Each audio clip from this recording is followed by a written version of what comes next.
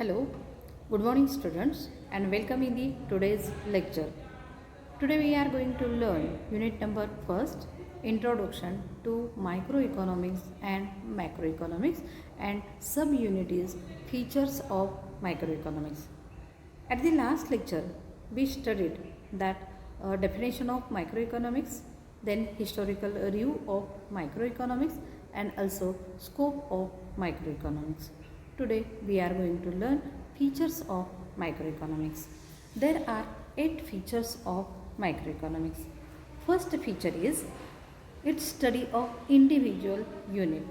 Then second feature is microeconomics is known as price theory. Then third feature is its use partial equilibrium, partial equilibrium. Then fourth feature is microeconomics is based on certain assumptions. Then next feature is it's a use slicing method for analysis, it's a study. Then next feature is microeconomics use of marginalism principle, which is introduced by Dr. Alfred Marshall. Then next feature is microeconomic analysis various market structures. For example, perfect competition, monopoly, monopolistic, duopoly, etc.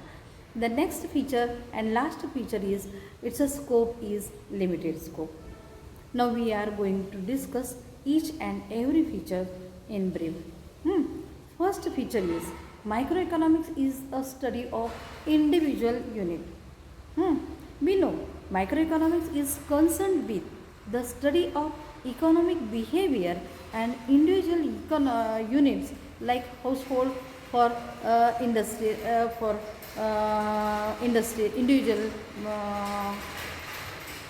consumer, individual household, then individual firm, industry, then market, etc. It makes microscopic or in-depth study of economic individual economic unit. For instance, there can be study of economic behavior of certain households in the city, for example Mumbai, with respect to its purchasing power. Then what to produce, then what they buy, how they buy, then also how much they buy.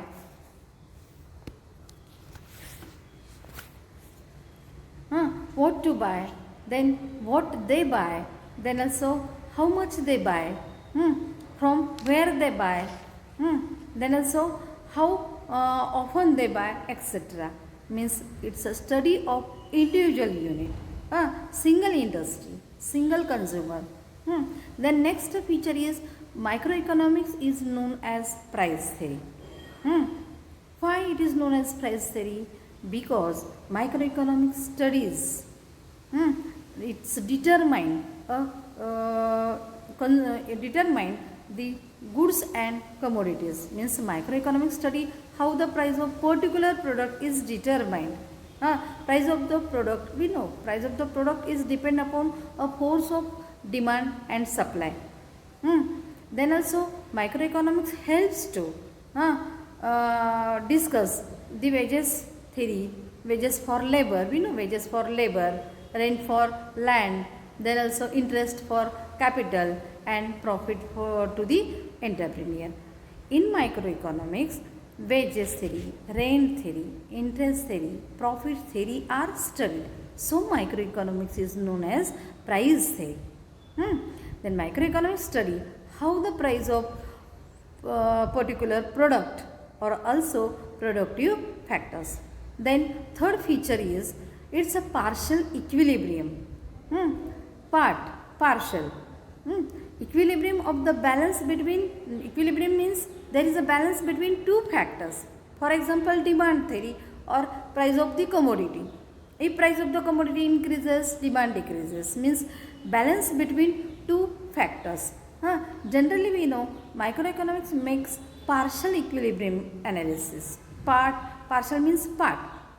Then in partial equilibrium we assumes that other things being constant. For For example, we will take example of demand theory. That time we say that income of the consumer remain constant, choice of the consumer remains constant, population remain constant. Mean in partial equilibrium we assume that other things are being constant. But in general, for example in macroeconomics, but in general equilibrium we assume that other things are not constant. But in microeconomics each we will discuss only two variables.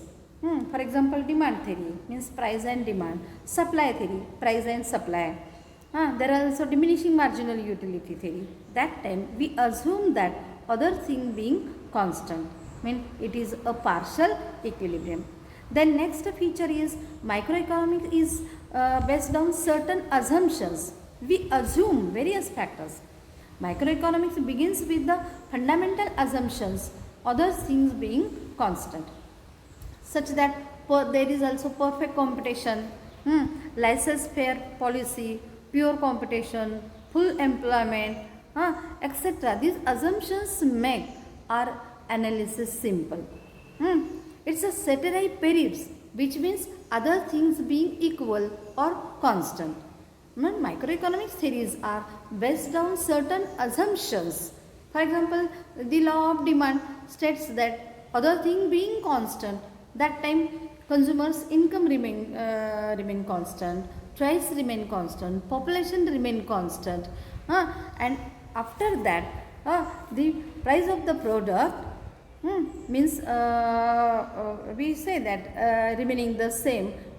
Quantity demanded of the product is inversely related to its price, means that more is demanded at lower price and less is demanded at higher price.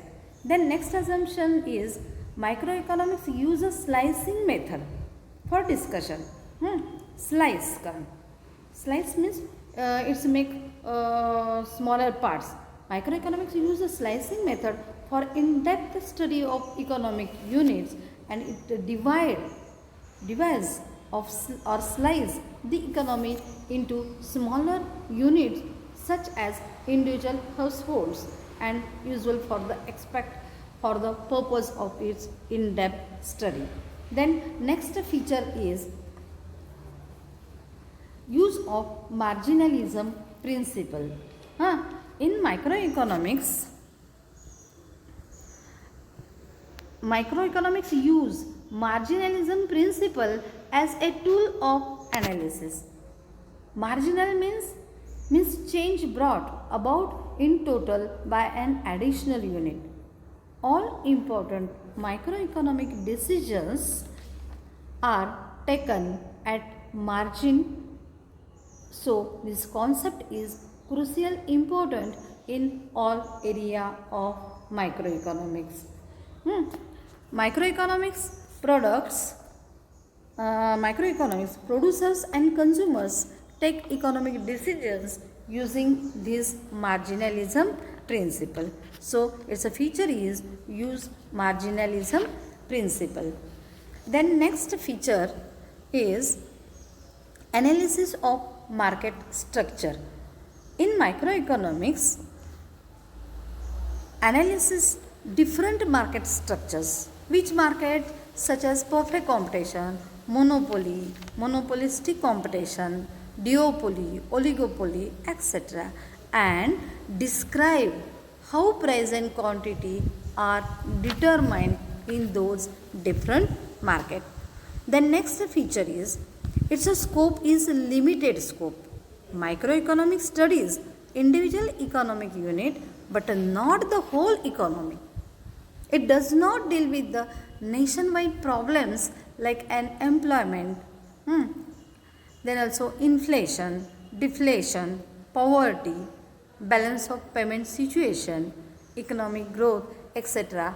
These nationwide problems are not discussed in microeconomics. So its scope is limited scope. Thank you.